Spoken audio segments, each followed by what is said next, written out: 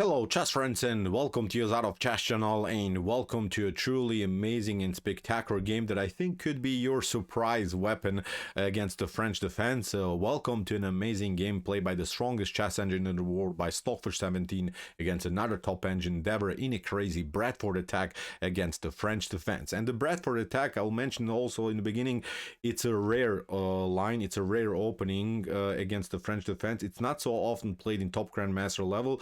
Even my Stockfish engine at home evaluates the position is already slightly better for black in the opening stage, but then after a couple more moves it becomes actually clear what's the idea about this Bradford attack, what are the actual positional problems also by black, also by white. So I think it's really, really interesting one. As I said, this could be really, really your surprise weapon against really one of the most popular openings against the French defense. So let's see now what happened with white. The fish opened with the move e4, e6 here by Devre, the French defense. We have now the normal stuff with the move d5, and now the Paulson variation after move knight to c3, knight to f6, the classical variation, and now we have the Steinitz variation after move e5, knight to d7, now comes f4, and as usual, black of course breaks now the center of the board with the move c5.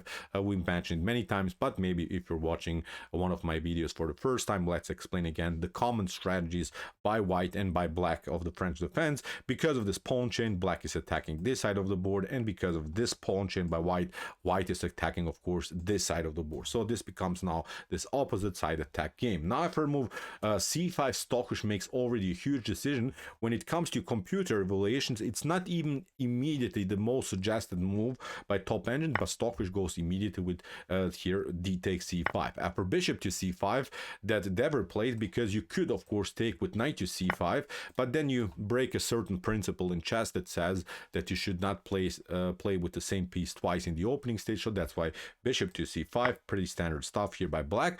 But the issue about this move is of course that now black has left the defense of the g7 pawn, which becomes now really, really vulnerable square for black, and that's why Stockfish goes now into the so-called Bradford attack with the move queen to g4, which forces now a new reaction by black. Black could maybe play the move g6, but then the structure a little bit in front of black's king is weakened. There are several dark square problems. Black has already left the defense of the dark square, so that's why the best idea here for black is to play simply kingside castling. Now after move bishop to d3, you see also the evaluation bar. My Stockfish engine at home says that in this particular position black should be even slightly better, but I myself somehow like this position because the queen is already very active, the bishop is very active, the knight will eventually get on a good square here on f3, will support of course the further attack. What we have as maybe as a bad piece is the dark square bishop, which is temporarily neutralized, which is temporarily blocked by its own pawn.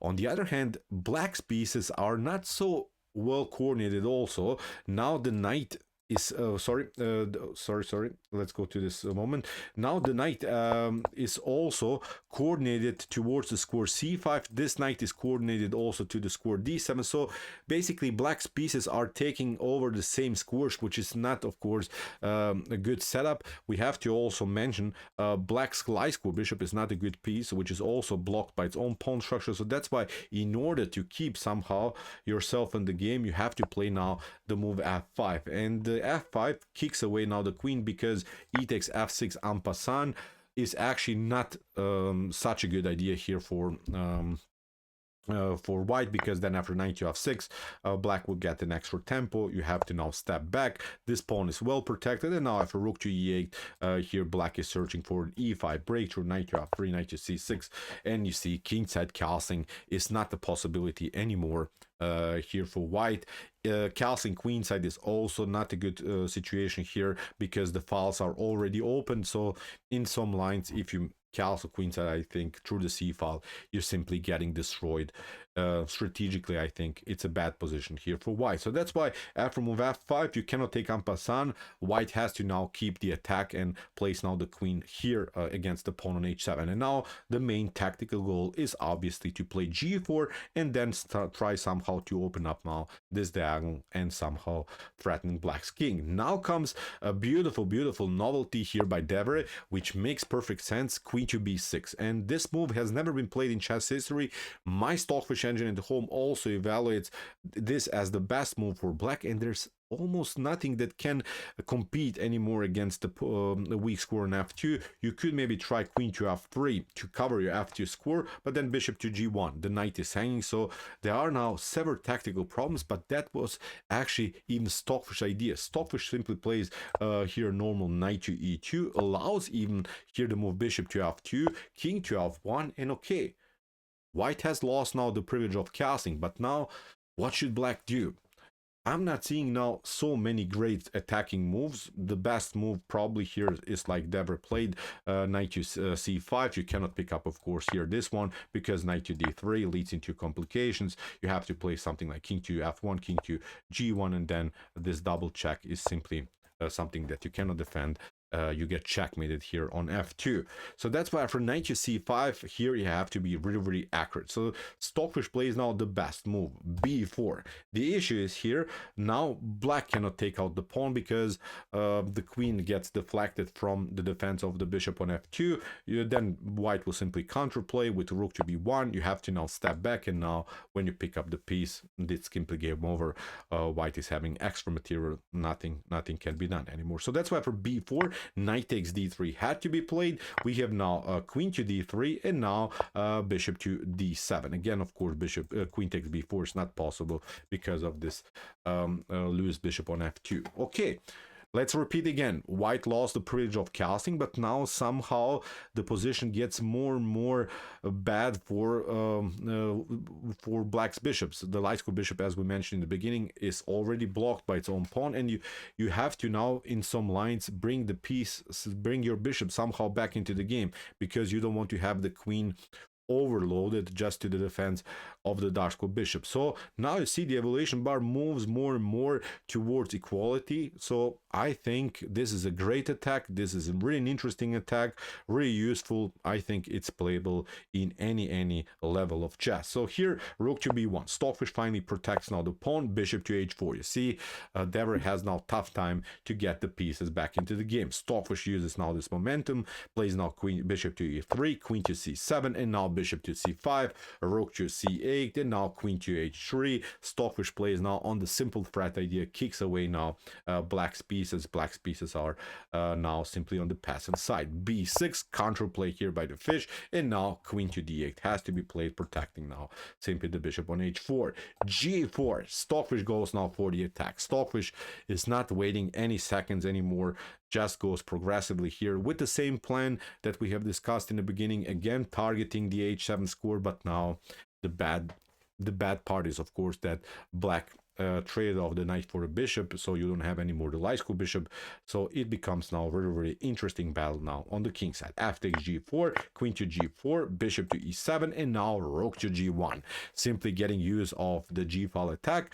And you look at this, white's king is on f1, but it's not so easy to attack it. Even if you try in some lines to reroute somehow your bishop here, seems tempting, but again b5 will happen and the light square bishop will be even further locked. So I myself see only the light square problem in front of white's king, but it's hard to perform. You have to now bring your pieces somehow into the game. So very interesting position now for both sides. Queen to f8, bishop takes, queen takes, and now b5, neutralizing simply the queen side. Look at this, a6 taken, c6 taken, bishop on d7, a bad piece. And again, you see slowly but surely the evaluation bar moves into white's favor. I think this is now a position that I think many of us would love to play now, simply with the white pieces, not anymore with the black pieces. Rook to c4, we have now queen to f3, queen to f7, king to f2, bringing the king onto a better square, and now hoping to get some kind of attack. Beautiful rook battery here on the g file. And now what should you do? Now comes the first critical moment maybe in the game. Here Devre doesn't react correctly because my, again, Stockfish and Holmes suggest that black should try to break the queen side with the move a6, but again it gets very tricky. Rook to g3, you try to take, rook to g1, g6, h4. Look at this. Very nasty attack against black's king. Knight to c6, h5, queen to f5.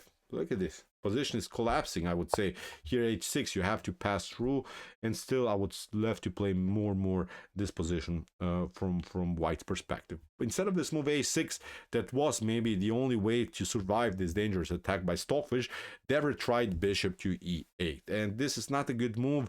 The bishop gets more and more passive. The queen is blocking again the activity of the light square bishop, and Stockfish uses now this moment again. Rook to g5. Again, this battery on the g file is simply too dangerous here for black. Black has to cover, and Stockfish continues now with the normal plan h4. Rook from a to c8, going for the c3 weakness here in white's camp, but now h5, simply pushing further.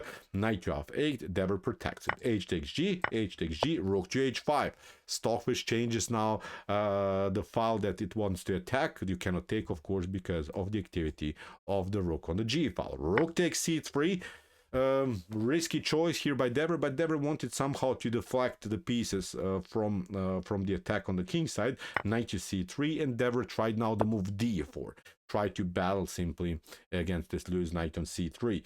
Even if you try something like queen to e7, you maybe perform a check with queen to c5 and somehow pick up the knight on c3. This move can be easily met with rook to h3.